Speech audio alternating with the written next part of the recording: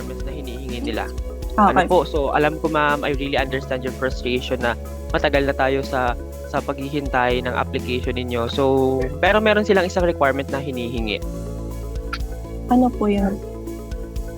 Kailangan mo ng passport mo kasi visa mo. Seryoso? Seryoso? Seryoso. Seryoso? Yeah, seryoso.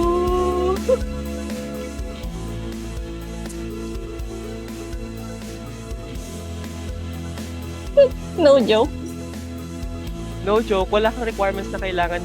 Passport lang ang kailangan, ma'am.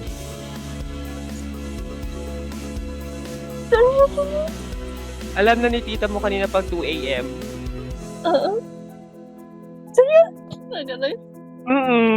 Nag-usap kami ni tita mo na isa-surprise ka namin kasi ito yung iniim natin before Christmas, di ba? Na you get your early Christmas gift. Ayan. So, early pa sa Christmas na receive na natin yung gift mo.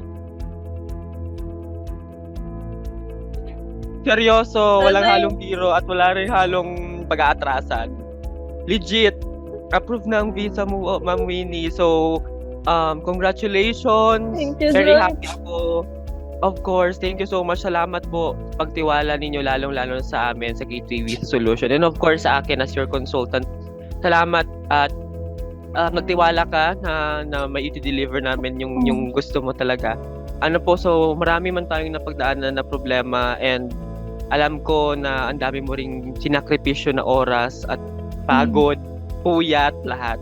Pero lahat yun worth it. Approve na ang visa mo, baby. Diba?